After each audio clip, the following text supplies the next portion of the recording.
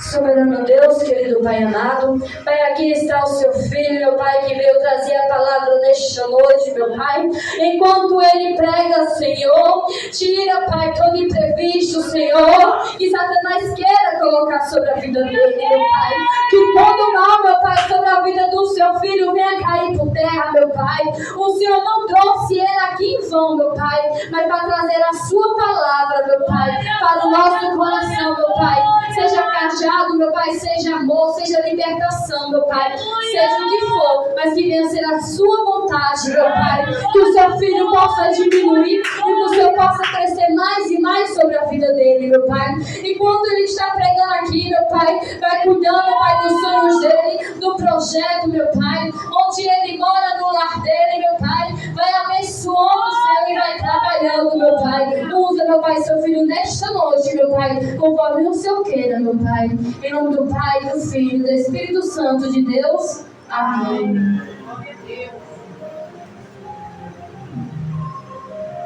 Grande Deus. Glória a Deus. Saúde a amada igreja com a paz do Senhor Jesus. Amém. Peço à amada igreja que abra seus exemplares das Escrituras Sagradas lá no Evangelho do Apóstolo Mateus, capítulo 8. Evangelho do Apóstolo Mateus, capítulo 8. Glória a Deus.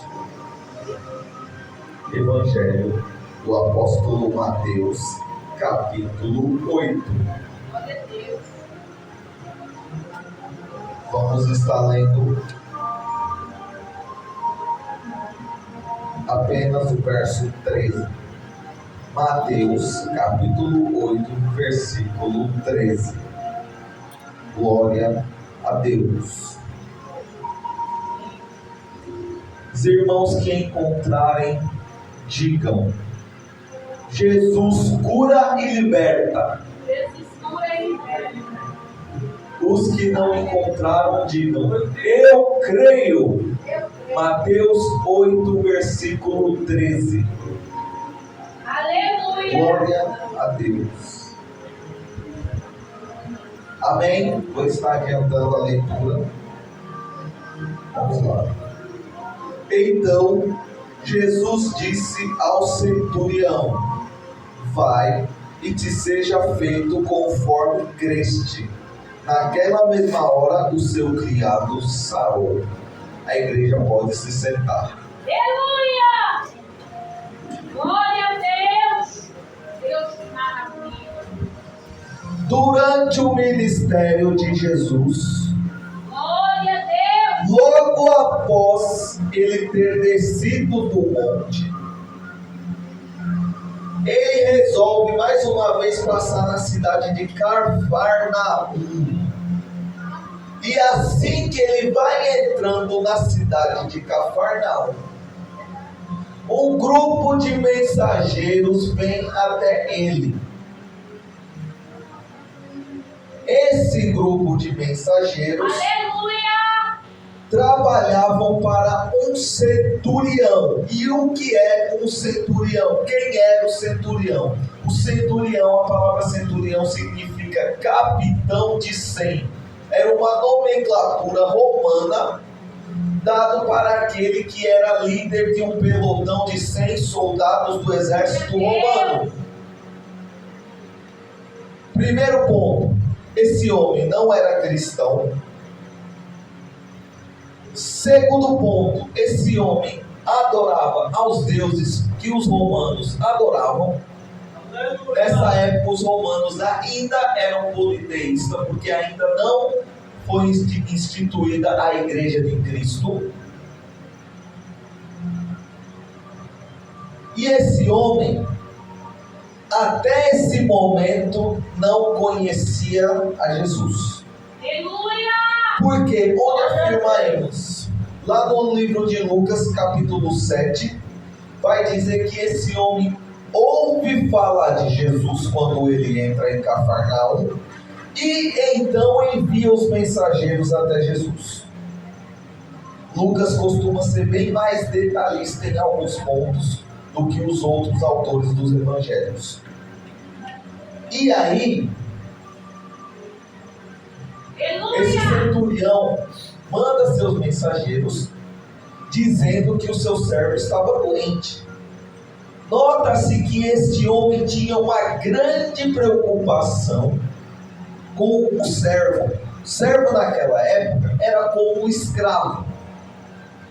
Ele trabalhava para a pessoa, ele vivia com a pessoa, não tinha salário.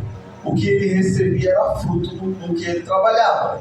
Se ele cuidava do plantio do seu patrão, ele recebia uma parte daquela plantação, uma parte dos alimentos que ele colhia para poder alimentar a si próprio e a sua família.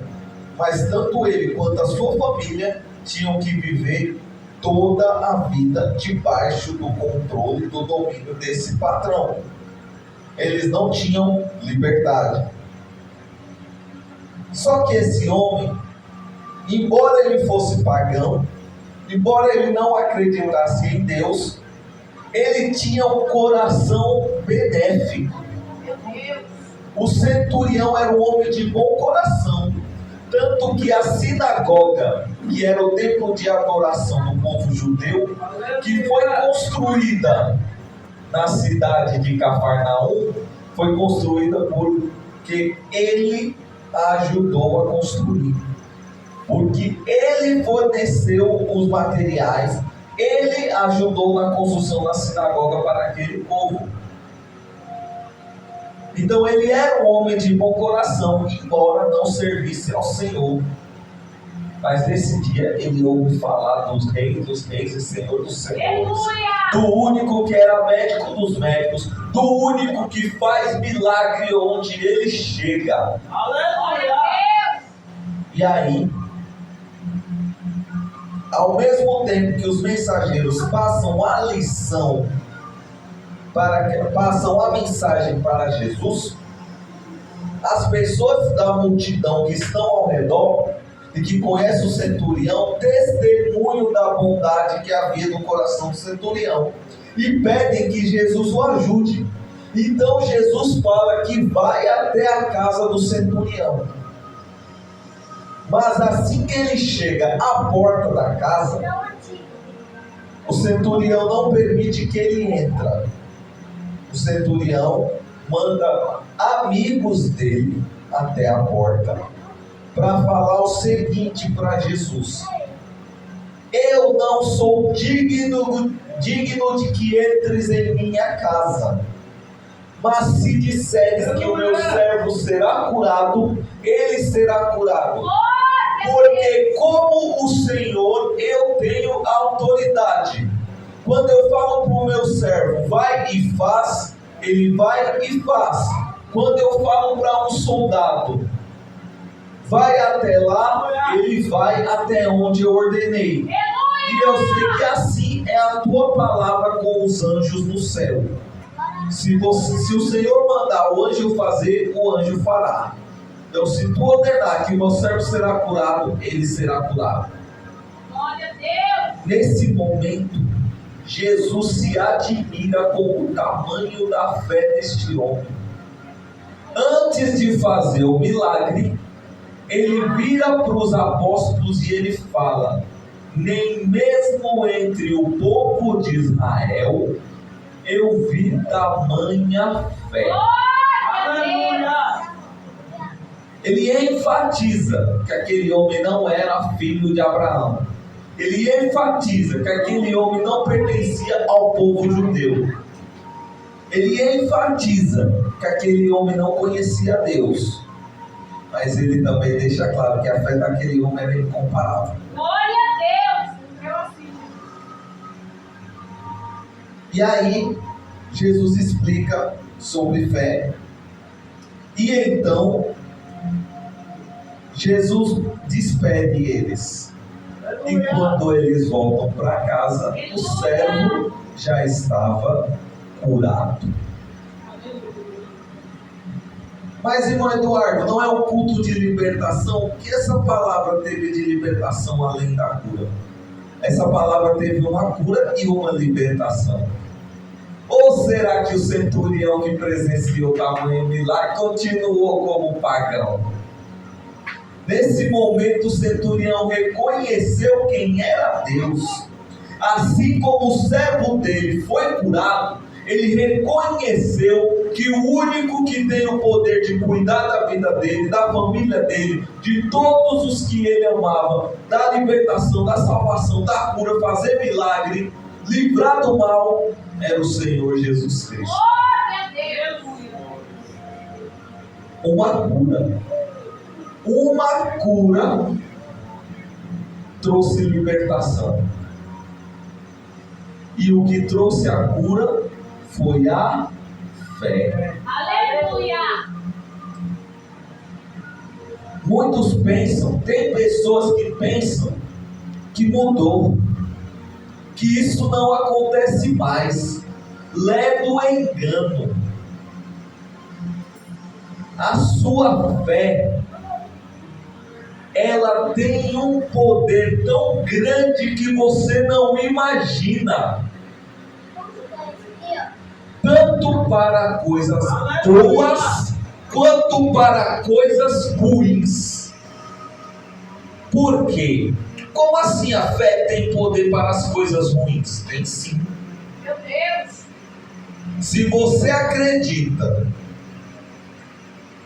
que algo preparado contra você pode dar certo, se você acredita no poder das forças espirituais contrárias, elas vão conseguir agir sobre a sua vida.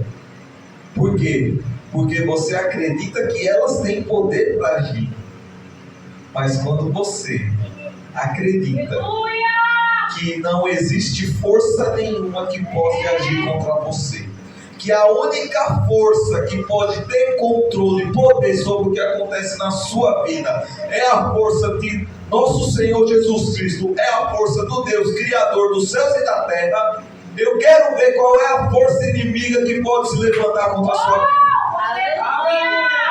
Eu quero ver qual é o inimigo que pode impedir a sua cura, a sua libertação, a cura e a libertação de quem você ama. Nada é no nosso tempo.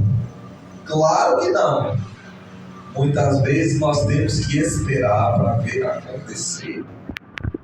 Muitas vezes é preciso que nós mesmos vamos passando por um processo enquanto aquela libertação daquela pessoa vai acontecendo. Muitas vezes é preciso que nós demos o nosso testemunho lá dentro do nosso lar, do nosso emprego, da nossa escola, da nossa faculdade, para que aquela pessoa com a qual nos preocupamos venha querer servir ao Senhor. E isso leva tempo.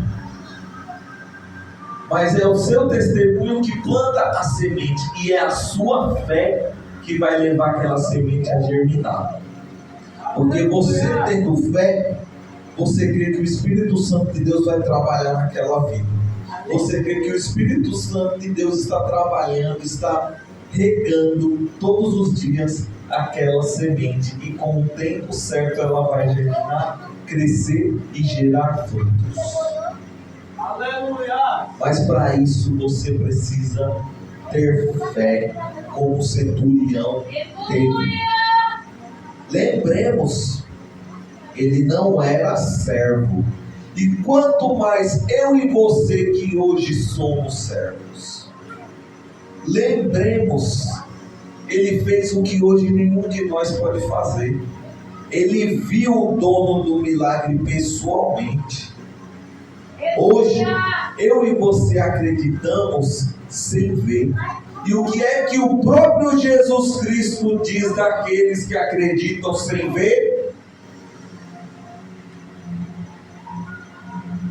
Vamos lá, vamos lembrar a passagem de quando Jesus sobe aos céus, quando ele se reencontra com os discípulos.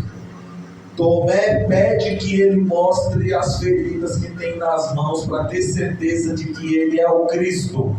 Então ele mostra para o discípulo Tomé. Tomé foi um dos 12 que andou com ele e presenciou cada um dos milagres. Quando ele mostra para Tomé, então Tomé se dobra: Senhor, o Senhor é o Cristo. Aí ele: Tomé, tu crestes porque tu vistes. Bem-aventurado aquele que crê sem ver. E o que significa a palavra fé? Segundo o livro de Hebreus e segundo a Bíblia, fé é o firme fundamento das coisas que não se veem, mas que se esperam. Você não vê o que você espera com fé. Você só espera que aconteça. Você não precisa ver para crer que vai acontecer. Aleluia. Você só precisa esperar, sabendo que o seu Redentor vive e por você, por fim, se levantará sobre a terra. Aleluia. Então confia no Senhor, confia no teu Salvador, confia que quando você ora, quando você pede algo a Ele, quando você pede para Ele fazer algo, para Ele dar uma ordem aos anjos para fazer um milagre, para fazer uma libertação, para fazer uma cura, para trabalhar em algo que está na justiça, para trabalhar em algo que está na vida financeira, creia que se for para a glória dele, Ele vai dar ordem, e quando Ele dá ordem, acontece. Aleluia. Mas creia. Todos na Bíblia que creram, aconteceu o impossível. Glória a Deus. Vamos para Davi rapidinho. Quem era Davi? Davi era o menor da casa, não era o mais fraco. Muitas vezes as pessoas se enganam porque imaginam Davi como um menino magricelo e fraco. Davi cuidava das ovelhas, então ele tinha que ser forte. Mas em comparação com seus irmãos que eram soldados e capitães do exército de Israel, Davi era o menor. Davi era o menos formoso, Davi era o menos capacitado. Mas quando foi na hora da guerra, quando Golias, com mais de 2,5 metros, estava lá gritando que ia jogar os corpos do povo, dos soldados de Israel para as bestas e as cabeças deles para as bestas do céu, os soldados, os irmãos dele que eram fortes, estavam com medo. E aí chega o menor lá no meio, é repreendido, mas é o único que vai até o rei que está entristecido e tenta acalmar o coração do rei. Aleluia. O rei oferece a armadura, mas ele não quer a armadura do rei, porque ele já está revestido com a armadura que está escrito lá em Efésios 6. A armadura de Deus. Então ele pega o seu cajado de ordenhar as ovelhas, pega a funda, que era uma arma onde era tipo um estilingue, só que ela tinha uma cuia por baixo, você colocava as pedrinhas lá dentro e para tirar as pedrinhas girava então na sala. E aí ele usa essa funda e com uma única pedra ele atinge o gigante no ponto exato para derrubar o gigante. Porque assim, muita gente pensa que foi só algo místico, acertou o gigante caiu. Não. A pedra de Davi, ela foi exatamente no ponto onde atingiria o nervo central do gigante, o gigante caiu. Quando o gigante caiu, a queda foi tão forte que ele morre na queda. Aleluia! E aí, Davi, o menor da casa, arranca a cabeça do gigante e entrega nas mãos do rei. E os irmãos dele fizeram o quê? Os irmãos que eram os mais fortes fizeram o quê? Quem foi o único que acreditou em Deus? Foi Davi. Porque antes de ir para o gigante fala: tu vens a mim com um pedaço de pau como se eu fosse um cão? Eu vou te entregar as bestas da terra e as bestas do céu. E aí Davi fala: tu vens a mim com espada e escudo e lança, mas eu vou contigo, vou até você com o Senhor dos exércitos. Aleluia. O que deu a vitória a Davi não foi a funda, não foi a pedra, não foi a força, não foi a mira de Davi que acertou no ponto certo. Foi o Espírito Santo de Deus. E Deus que estava ali pelejando com ele. E você acha que é diferente na sua vida? Você acha que todos os dias você não está passando por batalha? É porque nós não conseguimos enxergar. Mas ao nosso redor existe um exército de demônios e um exército de anjos batalhando todo o tempo pela sua vida. Aleluia. E você só vence porque você tem fé. Aleluia. Porque a sua fé fortalece os soldados de Cristo. Quer uma prova disso na palavra? Aleluia. Teve uma batalha do povo hebreu que Moisés não tinha mais força para se juntar ao exército. Moisés sobe no monte e assiste a batalha de longe. Quando Moisés levanta o braço esquerdo, o exército inimigo começa a vencer. Aleluia. Quando Moisés levanta o braço direito, o exército de Deus começa a vencer. E aí, quando o braço direito de Moisés começa a ficar pesado, o irmão de Moisés, Arão, começa a segurar o braço dele levantado para o povo de Israel vencer. E o povo de Israel vence. Mas o braço de Moisés tinha esse poder? Não, quem tinha o poder era Deus ali. Era Deus que estava vendo a fé de Moisés e a fé de Arão que estava do lado dele ali. Por isso os soldados de Deus, os soldados do povo hebreu venciam os soldados inimigos. E é assim todos os dias. Quando você usa a sua fé, você está levantando o seu braço direito para os céus. E aí os anjos vencem a batalha por você. Aleluia. Agora, antes de terminar, eu gostaria de estar louvando Voz da Verdade, o espelho. Espelho. O espelho.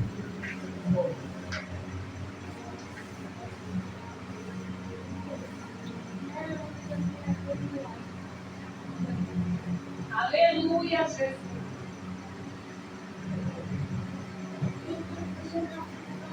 Glória a Deus. Meditem na letra de cima. Eu creio que ela vai falar aos seus corações. Esse hino fala como alguém como centurião, alguém que não conhecia Cristo, mas Cristo veio por ele. Glória a Deus. Aleluia.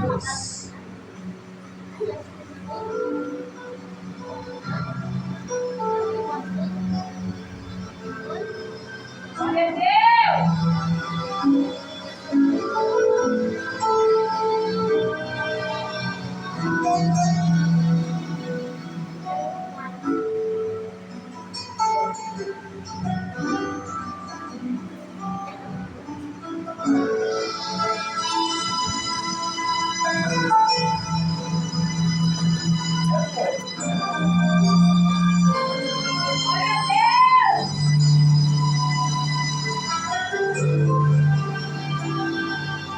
Quando tento fazer o bem, o mal já pratiquei.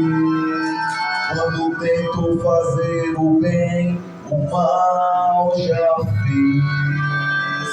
Quando tento fazer o bem, o mal já pratiquei. Quando penso fazer o bem, o mal já fiz. Deixa-me, Senhor, servir assim a Ti. Deixa-me, Senhor, servir assim a Ti.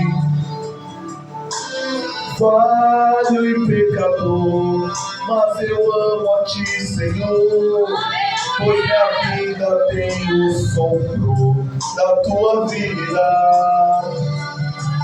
Pois sobre a vida tem o sopro da tua vida.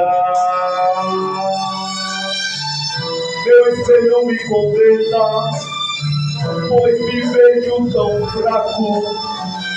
Reflete a natureza de um pecador. Reflete a natureza de um pecador.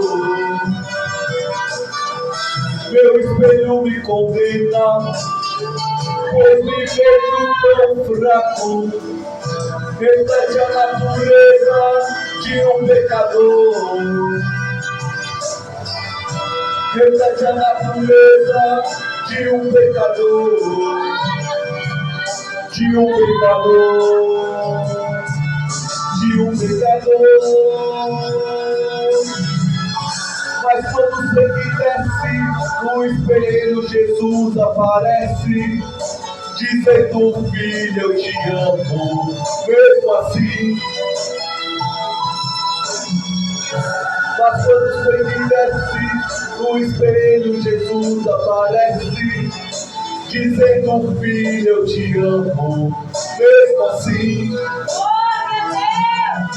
Dizendo: filho, eu te amo, mesmo assim.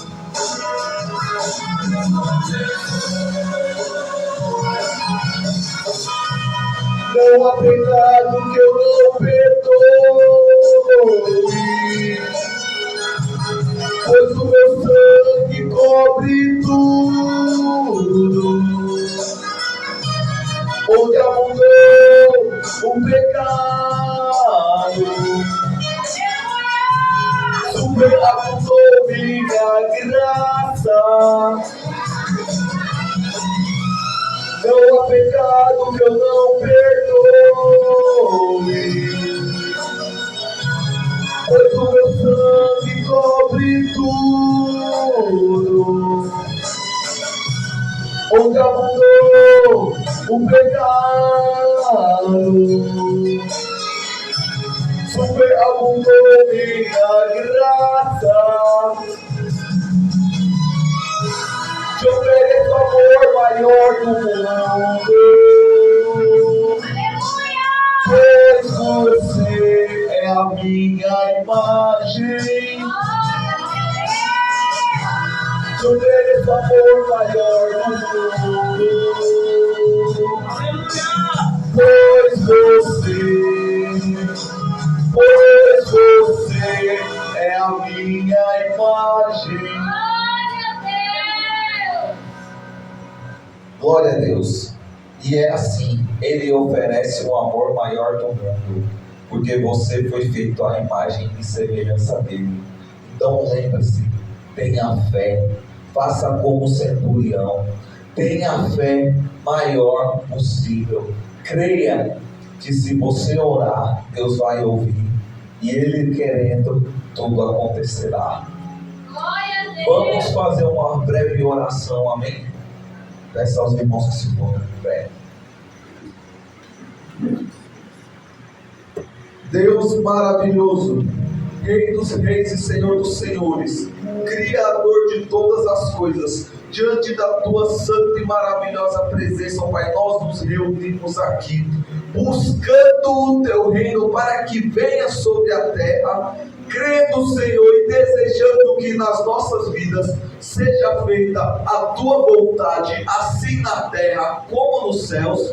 Ó Senhor, que nesta noite, Senhor, o Senhor venha escutar todas as nossas orações, venha receber os nossos desejos dos nossos corações, como cheiro suave diante da tua presença, que o Senhor venha escutar as nossas petições, Senhor, assim como o Senhor escutou a petição daquele centurião. Que o Senhor venha, Senhor, pela tua vontade, realizar aquilo ao qual nós precisamos que o Senhor realize sobre as nossas vidas, meu Pai. Que cada um aqui, Senhor, que chegou neste lugar, venha sair com a fé e com a esperança, sabendo que o Senhor vai escutar aquele desejo que tem no seu coração, aquela libertação pelo qual ele vem buscando, aquela cura, aquele milagre na área judicial, aquele milagre na área financeira, aquele milagre na sua área ministerial, aquele milagre na sua área espiritual. Que ele creia em todo o milagre que o Senhor tem preparado e todo o milagre que ele precisa em sua vida. Visita cada um que está aqui, Senhor. Que o Senhor vai visitando a casa de cada um que entrou por essas portas nesse dia, visitando toda a sua família, tocando em tudo o que for necessário tocar, transformando tudo o que for necessário transformar, fazendo o milagre que os teus filhos têm necessidade. Senhor, visita os hospitais, visita os abrigos de idosos, visita, Senhor, os centros de recuperação, visita os presídios, levando cura, levando libertação, levando transformação, fazendo a obra na vida dos seus filhos, Senhor. Que quando formos cada um para os nossos lares, o Senhor nos leve em segurança, livrando do homem sanguinário e de todo o homem mau, deixando os cegos, assim como deixou Saulo.